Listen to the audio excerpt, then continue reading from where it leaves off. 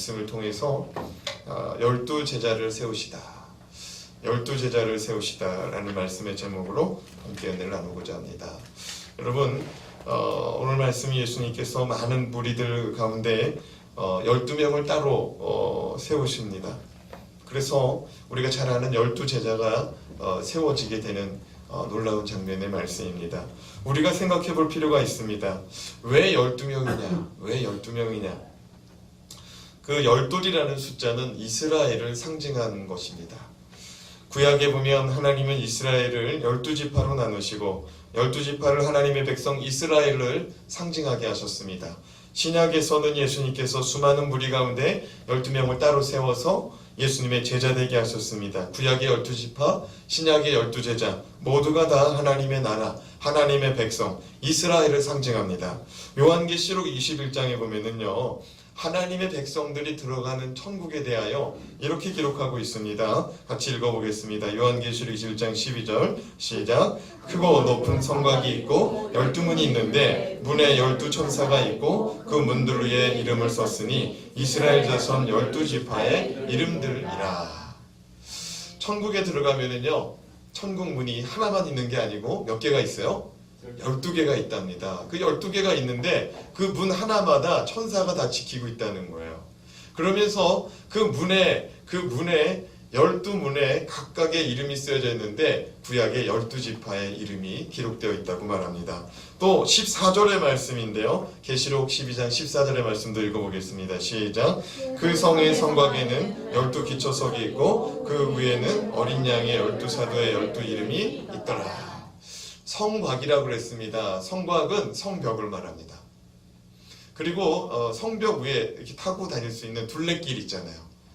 성을 가보신 분은 알 거예요. 그 벽 위에 또 길이 나 있다는 걸, 그거를 말하는 거예요. 이 성 둘레길이 있는데 12기초 보석이 이 성벽을 받치고 있다는 거예요.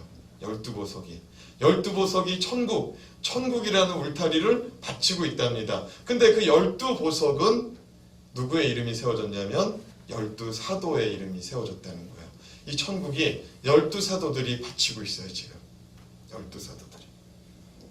그렇습니다. 이스라엘 백성에게 12이라는 것은 하나님의 나라, 하나님의 백성, 그리고 이스라엘을 대표하는 상징적인 숫자라는 것입니다. 자, 그렇다면 예수님께서 많은 사람들 가운데 세우신 12제자를 세우신 이유는 무엇인가? 첫 번째, 예수님의 주권적인 선택이라는 겁니다. 예수님의 주권이에요. 예수님이 그 무리들 가운데 마음대로 선택하셨습니다. 13절 말씀을 같이 읽어보겠습니다. 오늘 말씀이거든요. 시작. 또 산에 오르사 자기가 원하는 자들을 부르시니 나온지라. 아주 재미난 표현이에요. 예수님께서 산에 올랐습니다.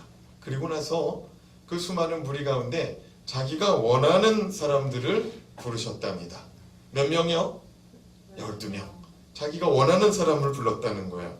오늘날 만약에 기자들이 예수님을 만났다면 이렇게 물어봤을 거예요. 예수님, 12명을 왜 택했습니까?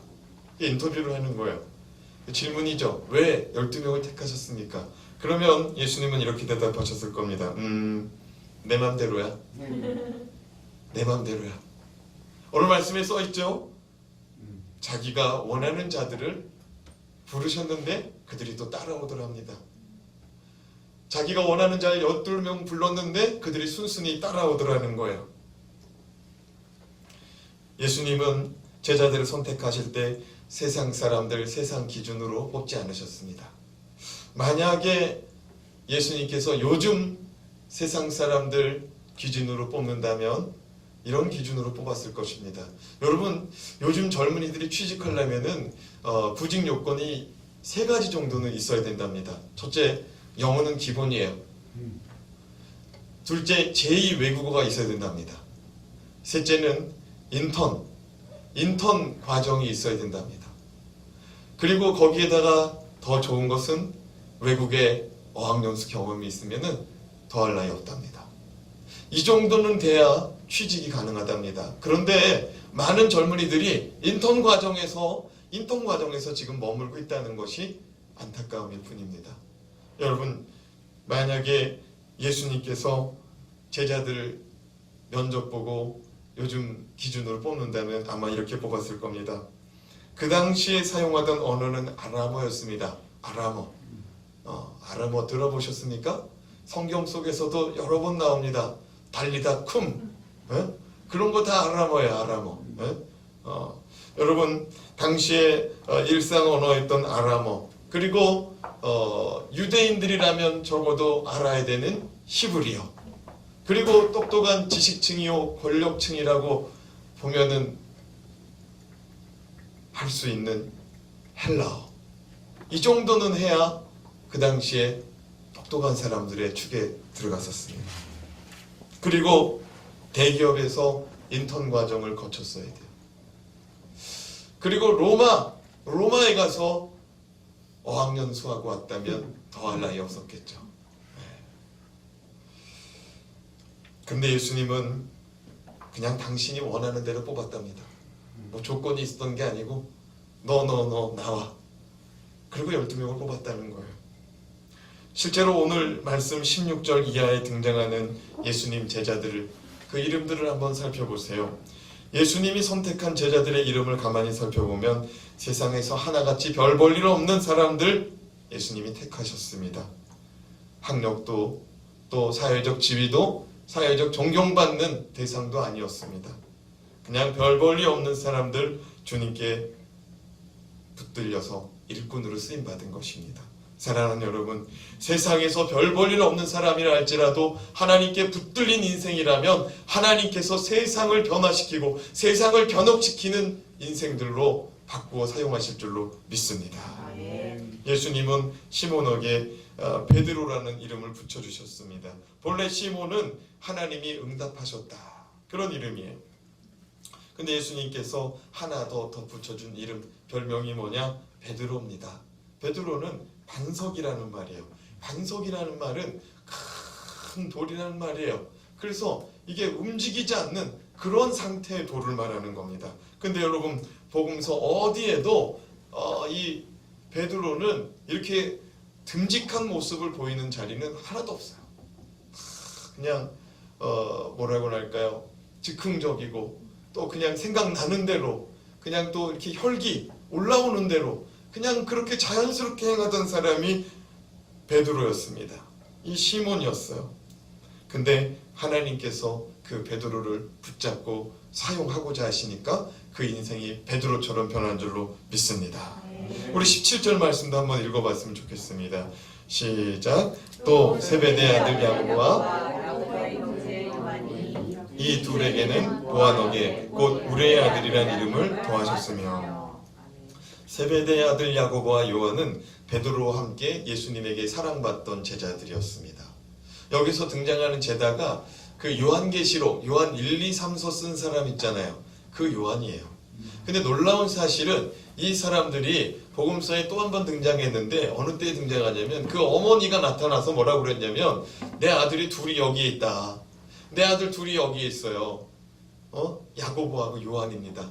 하나는 예수님 우편에, 하나님 예수님 제 좌편에 좀 앉혀주십시오. 내 아들 2명 잘 부탁합니다. 그 부탁했던 그 사람들이 바로 오늘 말씀에 등장하는 그 야고보와 요한입니다. 근데 예수님께서 세베대의 두 아들 야고보와 요한이라고 표현하지 않고 거기에 한마디를 덧붙여서 뭐라고 표현하냐면 우레의 아들이다. 우레의 아들이다. 세베대의 아들이다. 아버지 세베대를 따라서 세베대의 아들이다 말하지 않고 뭐라고 했다고요? 우레의 아들이다. 우레의 아들이다. 우레라는 말이 뭐냐면요, 여러분 천둥이라는 뜻입니다. 천둥. 우레라는 말이. 그러니까 천둥의 아들. 그러니까 여러분 천둥 친다라고 그랬을 때 벼락 친다, 그런 의미거든요. 그러니까 이 세베대의 두 아들 야고보와 요한의 성격이 어땠는지 알겠죠? 벼락 치는 성격인 거예요. 그러니까 이 사람 나타나면 막 목소리가 엄청 커다라지는 거예요. 그 사람들이 바로 야고보하고 요한이었습니다. 근데 이 야고보와 요한, 우리가 잘 알잖아요. 야고보서, 요한계시록, 요한 1, 2, 3서, 이런 사람들로 변하더라는 거예요. 이런 사람들로. 근데 여러분, 이 우레라는 말은 그 당시에 이 천둥이라는 말인데요. 이 우레라는 이 천둥이라는 말은 그 당시에 어떤 뜻으로 사용되었냐면 하늘의 메시지다. 하늘의 메시지다. 그리고 천둥 칠 때 우리끼리 뭐라고 그래요? 당신 죄진 거 있으면 회개해. 그러지 않아요? 저도 몇 년 전인가요? 수요 강단에서 말씀을 전할 일이 있어가지고 밤새도록 말씀을 전하는데 그날따라 막 밤에 천둥 번개가 엄청 많이 쳤어요. 그래서 한두 번 칠 때는 제가 아무 느낌도 안 받았는데 천둥 번개가 막 계속 치는 거예요. 계속 치는 거예요. 그래서 제가 설교 준비하다가 주여 제가 뭐 죄진 게 있으면 용서해달라고 그랬던 기억이 나요. 사랑하는 여러분, 그래서 많은 사람들이 이 천둥, 번개, 이 벼락 이걸 보고서 하나님의 메시지가 있다. 하늘의 메시지가 있다.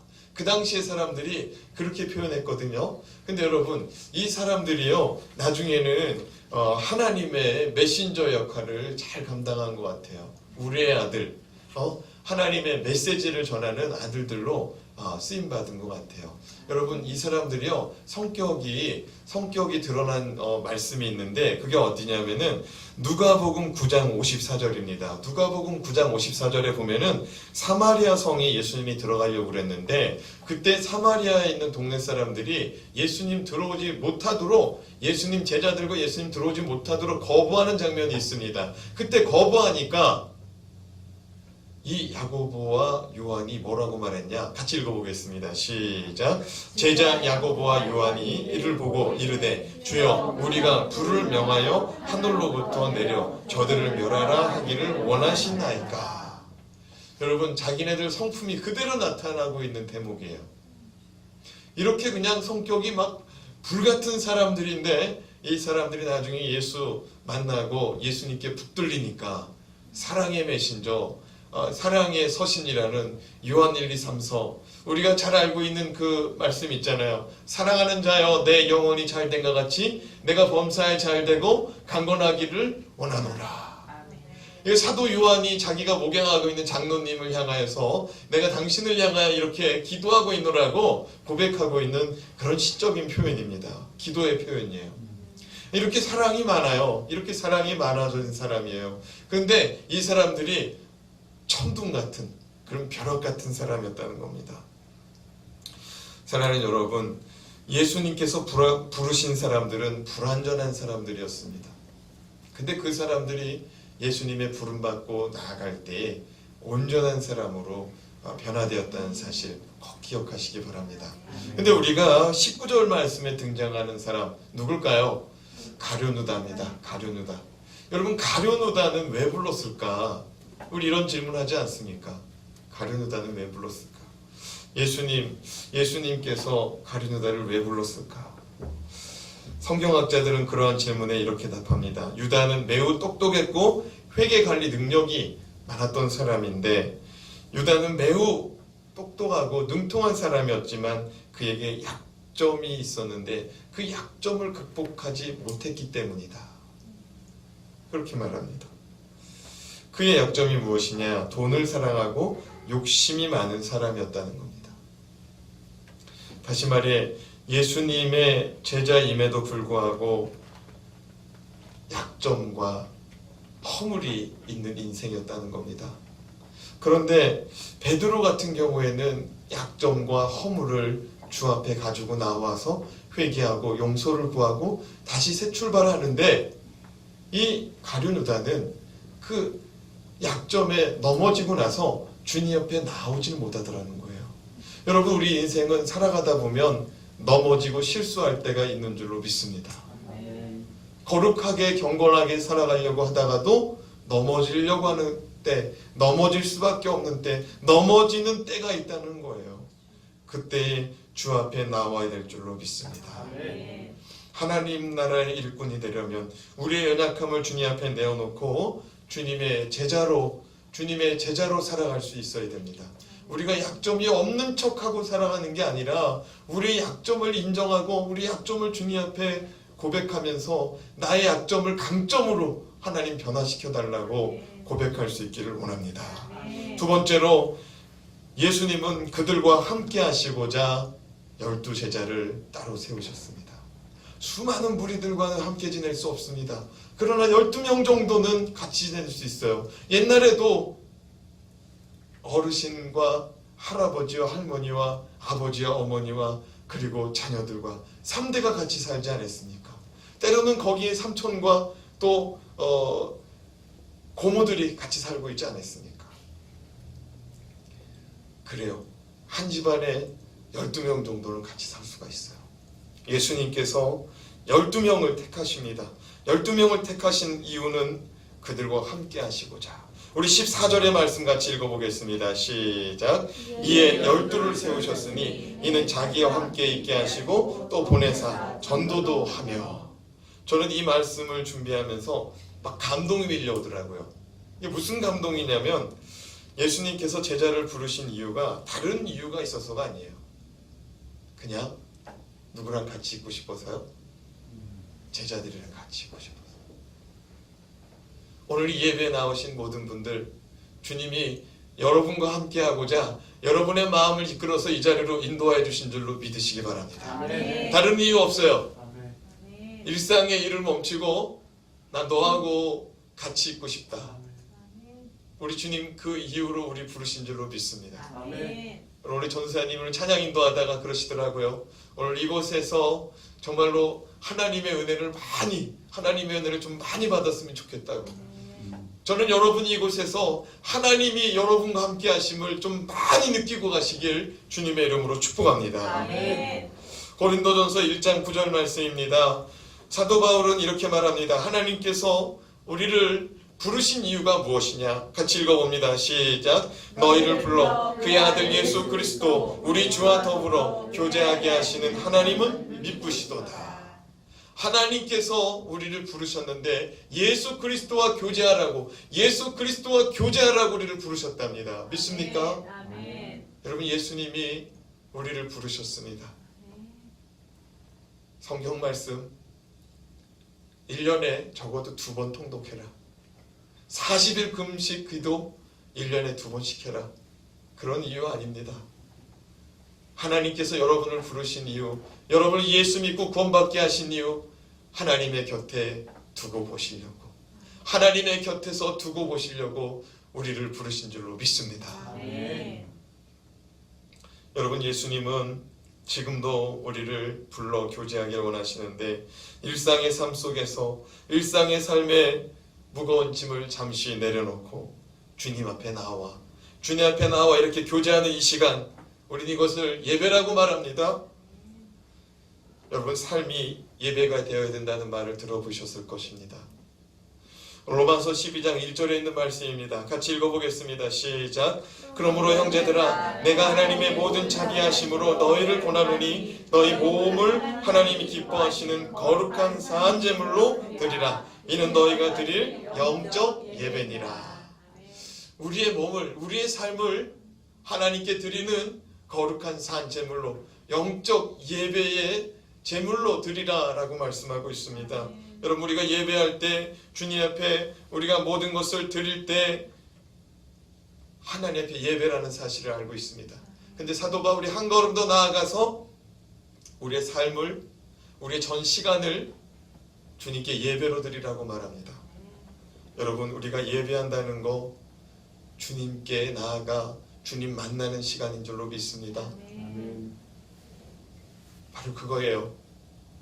우리 주님이 우리 곁에서 당신의 생각을, 당신의 말씀을, 당신의 성품을, 당신의 삶을 우리 가운데 보여주고 느끼게 하여주고 또 우리가 듣게 하고 또 우리가 바라볼 수 있도록 우리 곁에, 아니 당신의 곁에 우리를 두고자 하심이 제자를 부르신 목적인 줄로 믿으시기 바랍니다. 그러므로 사랑하는 여러분, 주님을 매 시간마다 바라볼 수 있길 바랍니다. 그것이 우리를 부르신 주님의 목적이에요. 네? 우리 보고 정말 억만금을 헌금하라고 하는 것도 아니고요. 우리 보고 정말로 성경책을 수만 번 읽으라는 것도 아니고요. 주님 앞에 나와서 수많은 시간을 봉사하는 것도 아니고 내 곁에 네가 머물러 있으면 좋겠다는 거야. 내 곁에.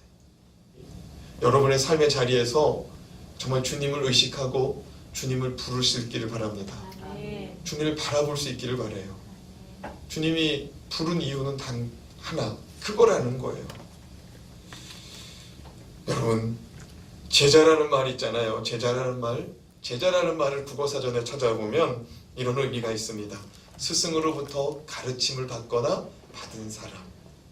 그러니까 예수님 제자라면 어떻게 됩니까? 예수님으로부터 가르침을 받거나 예수님으로부터 가르침을 받은 사람이 뭐예요? 제자라는 거예요.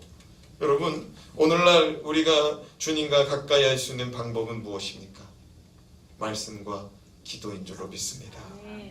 여러분, 이 말씀과 기도는요, 제자훈련의 기본입니다. 제자훈련 여러분 들어보셨을 거예요. 제자훈련. 여러분, 제자훈련이란 말이 뭐냐면은 다른 거 없어요. 말씀과 기도예요. 시간 나는 대로 기도하고 시간 나는 대로 말씀 읽고 말씀 외우고 그 말씀을 전하는 것, 그 훈련이 바로 제자훈련입니다. 여러분, 예수님께서 항상 바쁜 가운데서도 말씀을 가까이 했다는 사실 아시죠? 예수님께서 안식일이 되면 꼭 회당에 나가서 두루마리 성경을 펼쳐서 읽으시고 그 말씀을 강론하셨습니다. 그리고 예수님은 시간만 있으면은 많은 무리들 앞에서 하나님 나라의 말씀을 전하셨습니다. 그리고 예수님이 어렸을 때 부모님 손에 이끌려서 성전에 나아갔을 때 기억하시죠? 부모가 예수님 잃어버렸어요. 그때 예수님 어디에 있었습니까? 회당에 있었습니다. 말씀을 피고서 그것을 율법사들과 서로 말씀을 나누고 서로 강론하였습니다. 그리고 부모에게 이렇게 말했어요. 내가 있어야 될 곳을 알지 못했냐? 예수님 어렸을 때부터 말씀을 가까이 하셨습니다. 그리고 예수님 사역하다가도 어떻게 했습니까? 한적한 곳으로 가셔서 기도하셨어요. 밤이고 낮이고. 그가 영적인 탈진이 오실만 하면 올라가셔서 기도하셨어요. 그리고 육체적인 탈진이 올 때에도 한적한 곳에서 가서 쉬실 때에도 기도를 병행하셨죠. 여러분, 예수님의 제자, 말씀과 기도의 삶인 줄 믿으시기 바랍니다. 짬나는 대로 말씀을 들어보세요. 말씀을 읽어보시고요. 여러분, 얼마나 좋아요. 요즘에 스마트폰 켜고서 여러분 말씀 들을 기회가 얼마나 많이 있어요. 여러분, 그리고 말씀을 읽어보시기 바랍니다. 여러분, 저기 출입구 나가다 보면은 매일 성경이 있어요. 제가 지난주에 광고했거든요. 그거 한 권씩 가져가라고. 근데 안 가져가셨나 봐. 가져가셔서 여러분 시간 날 때마다 그 말씀 좀 열어보세요. 제자훈련이 뭐 따로 있는 게 아니에요. 말씀과 기도. 말씀과 기도가 몸에 배는 것. 예수 그리스도께서는 제자들 불러 모으시고 예수님께서 말씀대로 어떻게 사시는지, 자신의 기도 생활이 어떤 모습인지를 보여주셨습니다. 12명이니까 가능했던 거예요. 삶으로 보여주는 거죠. 저는 이제 긴장해야겠어요. 우리 자녀가 있는데 그 중에서 둘째가 이제 학교 선생님한테 우리 집사람하고 부부싸움하는 얘기 다 가서 얘기했다는 거예요. 그래서 학부모 면담 오라고 그래서 갔더니 그 얘기 하더라는 거예요. 여러분, 가까이 살을 때 다 드러나는 거죠. 다 보여주는 거죠. 예수님께서 12를 택했어요. 12를 택하셔서 뭐 하고자 택했냐면 함께 하시고자 모든 거 보여주겠다는 하나님의 말씀이에요. 모든 거 보여주고, 그리고 그 가르침을 받은 너희는 또 다른 제자들에게 너희를 다 보이라는 거예요. 여러분, 우리가 다른 사람에게 보일 수 있는 그런 믿음의 사람으로 우뚝 설 수 있기를 주님의 이름으로 축복합니다. 아멘. 마지막으로 복음 증거자로 보내시기 위해서 세우셨습니다. 복음 증거자로 우리를 보내시기 위해서 우리 14절 말씀, 15절 말씀 같이 읽어보겠습니다. 시작. 이에 12를 세우셨으니 이는 자기와 함께 있게 하시고 또 보내사 전도도 하며 귀신을 내쫓는 권능도 가지게 하려 하심이로라. 12를 세우셨습니다. 이는 자기와 함께 하시고 또 뭐래요? 보내사 전도도 하며 귀신도 내어 쫓는 권능을 가지게 하려 하심이라. 여러분, 예수님께서는 가까이 있게 하여서 배우게 하시고 내보내서 하나님의 나라 말씀 복음을 증거하기 원하셨습니다. 그리고 복음 전할 때에 귀신 쫓는 권능도 주셨다고 말씀합니다. 주님은 제자들을 전도자로 보내실 때 그냥 보내시는 게 아니라 귀신을 내어 쫓는 권세도 보내셨다고 말씀합니다. 여러분, 이 말씀을 믿으십니까? 여러분, 귀신을 멸할 수 있는 권세가 우리 가운데 주어졌다고 말씀하고 있습니다. 여러분, 귀신과 맞닥뜨릴 때, 예수 권세 사용할 수 있기를 바랍니다.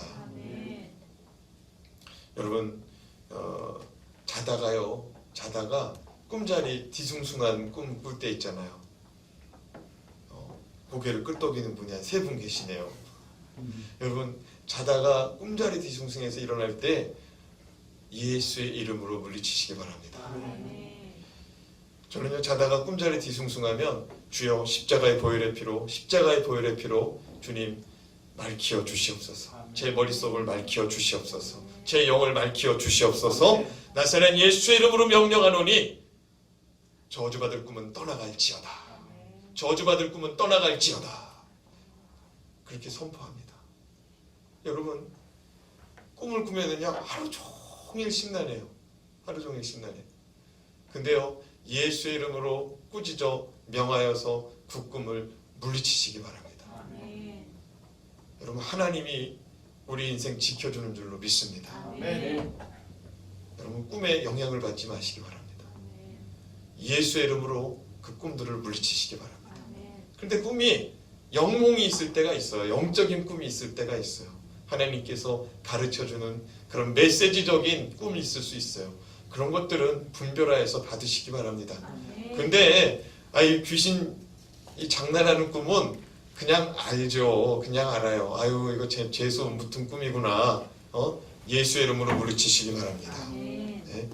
그리고 어딜 갔는데 막 머리가 아파요. 막 영적으로 아플 때가 있어요. 그때도 예수 그리스도의 보혈의 피로 그 장소를 정결케 하시기 바랍니다. 예수의 보혈의 피로. 그리고 자신의 머리에서 발끝까지도 예수의 보혈의 피로 덮어달라고 보호 기도를 하시기 바랍니다. 그리고 두통도 예수의 피로 물리치세요. 영적으로 이렇게 공격하는 그런 것일 수 있거든요. 그러나 예수의 이름으로 물리칠 수 있기를 바랍니다. 네. 여러분, 예수 그리스도의 권세, 예수께서 귀신을 내쫓는 권세를 주셨다고 분명히 말하고 있습니다. 분명히 말하고 있어요. 이것을 펼칠 수 있는 능력, 그것은 우리 안에 믿음이 있어야 될 줄로 믿습니다. 벌써 주셨어요. 이 말씀이 2000년 전에 주셨는데 2000년 동안 변함없이 이루어지고 나타나고 능력이 이루어지는 말씀인데 믿지 못해서 사용되지 못하고 있습니다.